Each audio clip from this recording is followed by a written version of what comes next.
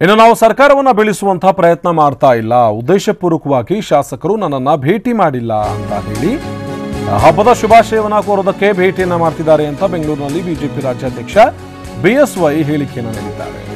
ನಾವು ಸಮ್ಮಿಶ್ರ ಸರ್ಕಾರವನ್ನ ಬೀಳಿಸುವಂತ ಪ್ರಯತ್ನವನ್ನ ಮಾಡ್ತಾ ಇಲ್ಲ, ಶಾಸಕರು ಹಬ್ಬದ ಪ್ರಯುಕ್ತ ಬಂದು ಶುಭಾಶಯ ಕೋರೋದಕ್ಕೆ ಅಂತ ಹೇಳಿ ಭೇಟಿಯನ್ನ ಮಾಡ್ತಾ ಇದ್ದಾರೆ.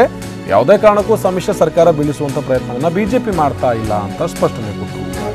ನಮ್ಮವರಿಗೆ ಬಹಿರಂಗ ಹೇಳಿಕೆ ಕೊಡದಂತೆ ಸೂಚನೆಯನ್ನ ಕೊಟ್ಟಿದ್ದೇನೆ. ನಾನು ಅಮಿತ್ ಶಾ ಅವರ ಜೊತೆಗೂ ಕೂಡ ಮಾತಾಡಿದ್ದೇನೆ. 10 ಜನ ಬಿಜೆಪಿ ಶಾಸಕರು ಸಂಪರ್ಕದಲ್ಲಿದ್ದಾರೆ ಅಂತ ಹೇಳಿ ಕಾಂಗ್ರೆಸ್ ಉಸ್ತುವಾರಿ ಹೇಳಿಕೆಗೆ ಬಿಎಸ್ವೈ ಪ್ರತಿಕ್ರಿಯೆಯನ್ನ ಕೂಡ ಕೊಟ್ಟಿದ್ದಾರೆ.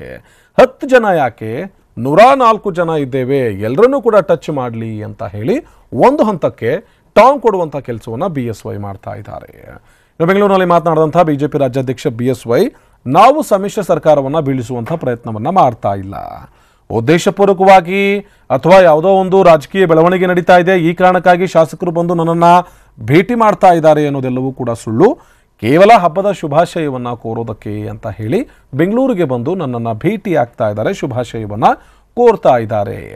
ಇನ್ನು ನಮ್ಮವರಿಗೆ ಬಹಿರಂಗವಾದಂತಹ ಹೇಳಿಕೆಯನ್ನ ಕೊಡಬೇಡಿ ಅಂತ ನಾನೇ ಸೂಚನೆಯನ್ನ ಕೊಟ್ಟಿದ್ದೇನೆ, ಅಮಿತ್ ಶಾ ಅವರ ಜೊತೆಗೂ ಕೂಡ ಮಾತನಾಡಿದ್ದೇನೆ ಅನ್ನೋ ಮಾತನ್ನ ಬಿಎಸ್ವೈ ಸ್ಪಷ್ಟಪಡಿಸಿದರು. ಅದರ ಜೊತೆಗೆ ಕಾಂಗ್ರೆಸ್ನ ಉಸ್ತುವಾರಿ ಹೇಳಿಕೆ ಕೊಟ್ಟಿದ್ರು, 10 ಜನ ಬಿಜೆಪಿ ಶಾಸಕರು ಸಂಪರ್ಕದಲ್ಲಿದ್ದಾರೆ ಅಂತ.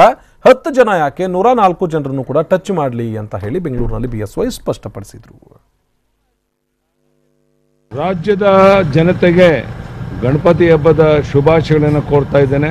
ಈಗೇನು ಬಹಳಷ್ಟು ತಾಲೂಕುಗಳು ಬರಗಾಲಕ್ಕೆ ಪೀಡಿತ ಆಗಿದೆ, ದೇವರ ದಯದಿಂದ ಇನ್ನಾದರೂ ಮಳೆಯಾಗಿ ಸುಭಿಕ್ಷೆ ಬರಲಿ, ರೈತ ನೆಮ್ಮದಿಯಿಂದ ಬದುಕಲಿ ಅನ್ನುವಂಥ ಪ್ರಾರ್ಥನೆಯನ್ನು ಮಾಡ್ತೇನೆ. ನಾವು ಯಾವುದೇ ರೀತಿ ಈಗಿರೋ ಸರ್ಕಾರವನ್ನು ಅಸ್ಥಿರಗೊಳಿಸೋದಕ್ಕೆ ಯಾವುದೇ ಪ್ರಯತ್ನ ನಡೆಸಿಲ್ಲ. ಗಣಪತಿ ಹಬ್ಬ, ಗೌರಿ ಹಬ್ಬದ ನಿಮಿತ್ತ ನಮ್ಮೆಲ್ಲ ಶಾಸಕರು ಬಂದು ನನಗೆ ವಿಶ್ ಮಾಡೋಕೆ ಹೋಗೋಕೆ ಬರ್ತಾ ಇದ್ದಾರೆ ಹೊರತು ಬೇರೆ ಅದಕ್ಕೆ ತಪ್ಪು ಗ್ರಹಿಕೆಗಳನ್ನ ಮಾಡ್ಕೊಳ್ಳುವಂಥ ಅಗತ್ಯ ಇಲ್ಲ. ಮತ್ತು BJP ಎಲ್ಲ ಮುಖಂಡರಿಗೆ ಈ ರಾಜಕೀಯ ಬೆಳವಣಿಗೆಗಳ ಬಗ್ಗೆ ಒಂದು ಶಬ್ದ ಮಾತನ್ನು ಆಡಬಾರ್ದು, ಯಾಕೆಂದರೆ ಈ ಗೊಂದಲ ಸೃಷ್ಟಿ ಮಾಡಬಾರ್ದು ಅಂತ ನಾನಲ್ಲ, ರಾಷ್ಟ್ರೀಯ ಅಧ್ಯಕ್ಷ ಅಮಿತ್ ಶಾ ಸಹ ನನ್ನ ಈಗ ತಾನೇ ಮಾತನಾಡಿದರು. ಸೊ ಅದಕ್ಕೋಸ್ಕರ ಯಾವುದೇ ರೀತಿಯ ಒಂದು ಹೇಳಿಕೆಯನ್ನು ಕೊಡ್ದೇನೆ ಗೌರವಯುತವಾಗಿ ವಿರೋಧ ಪಕ್ಷದಲ್ಲಿ ಇದ್ಕೊಂಡು ಕೆಲಸ ಮಾಡೋಣ. KC ವೇಣುಗೋಪಾಲ್ ಅವರು ಸ್ಟೇಟ್ಮೆಂಟ್ ಕೊಟ್ಟಿದ್ದಾರೆ, ಒಂದು ವೇಳೆ ಏನಾದರೂ ಬಿಜೆಪಿ ಟಚ್ ಮಾಡಿದ್ರೆ ನಾವು ಆಲ್ರೆಡಿ ಬಿಜೆಪಿಯ 10ಕ್ಕೂ ಹೆಚ್ಚು ಶಾಸಕರನ್ನ ನಾವು 104 ಜನ ಇದ್ದೀವಿ, 104 ಜನನೂ ಟಚ್ ಮಾಡಿ